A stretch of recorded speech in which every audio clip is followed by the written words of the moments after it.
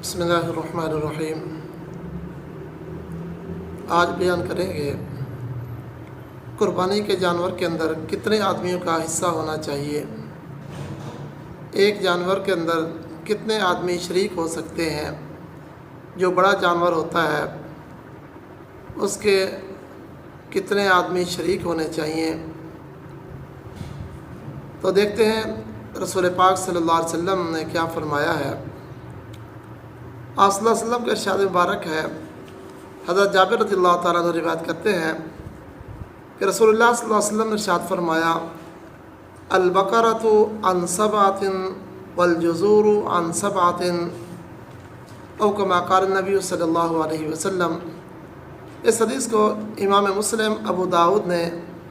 الفاظ کے ساتھ روایت کیا ہے۔ دونوں جگہ یہ حدیث موجود ہے کہ آپ صلی اللہ علیہ وسلم نے ارشاد فرمایا کہ گائے اس کے اندر 7 آدمی شریک ہوں گے، اور اسی طرح اونٹ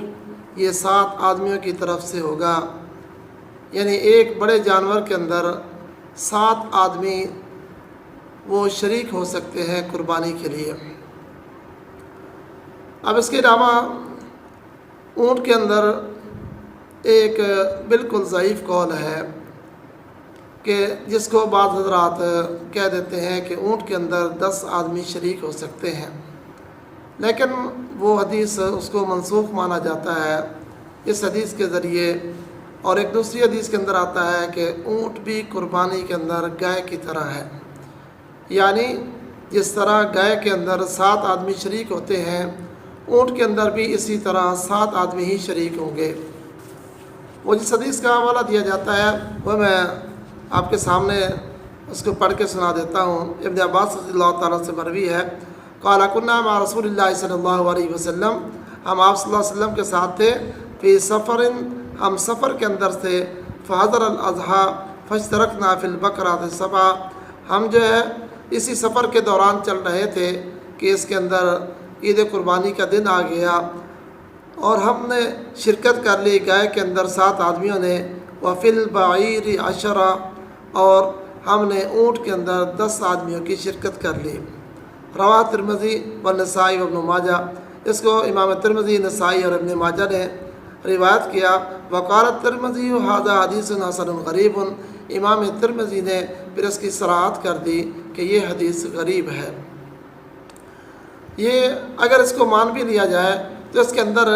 اس کا بعض رات یہ کہتے ہیں یہ حالت سفر تھی اور سفر کے اندر جا رہے تھے، ان کو اور کوئی چیز نہیں ملی، یہ آدمی 10 تھے اور ان کے پاس اونٹ ایک ہی تھا، اس لیے جو ہے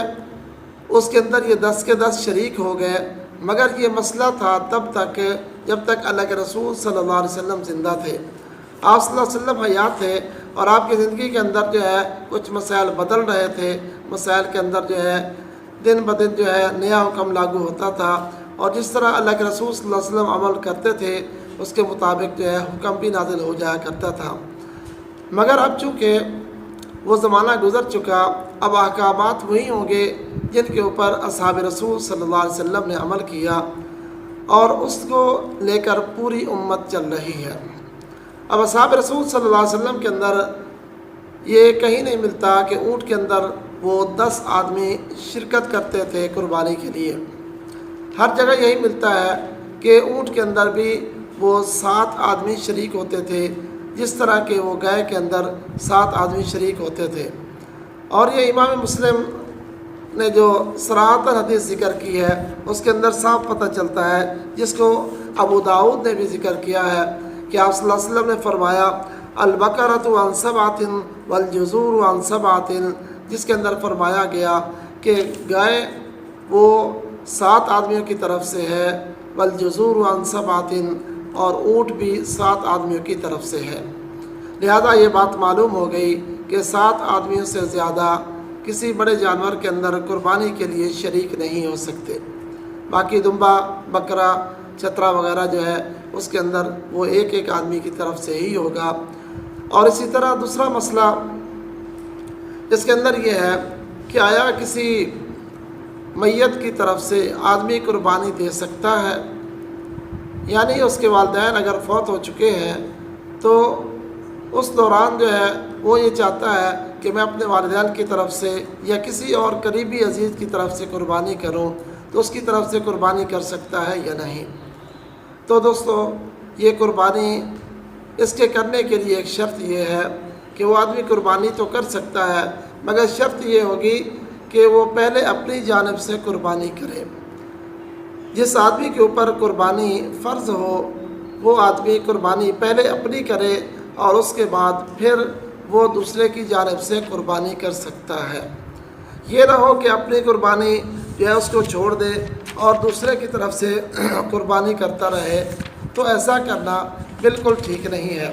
اللہ کے رسول صلی اللہ علیہ وسلم جب دمبا کرتے تھے تو آپ صلی اللہ علیہ وسلم جو ہے 2 دمبے ذبح کرتے تھے، ایک اپنی جانب سے اور ایک جو ہے پوری امت کی جانب سے اور اپنے اہل بیت کی جانب سے ذبح فرمایا کرتے تھے۔ اور آپ صلی اللہ علیہ وسلم جو ہے وہ نام لے کر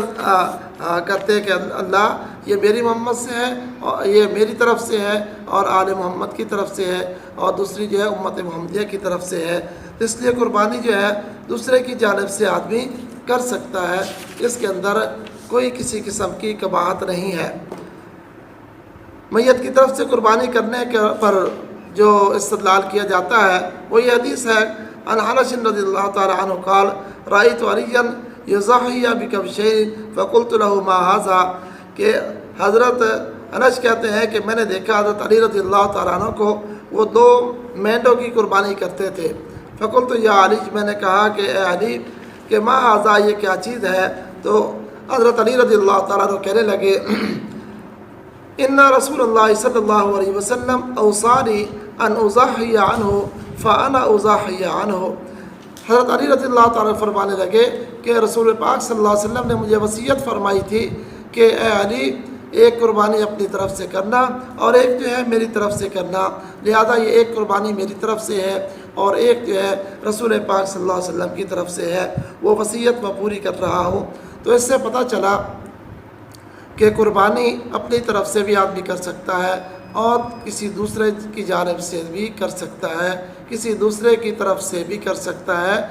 وہ تب ہے جب کہ اپنی قربانی کر چکا ہو، اپنی قربانی جو ہے اس نے اپنا جانور لے لیا ہو اور اس کے بعد دوسرے کی جانب سے قربانی کر سکتا ہے۔ السلام ورحمۃ اللہ وبرکاتہ۔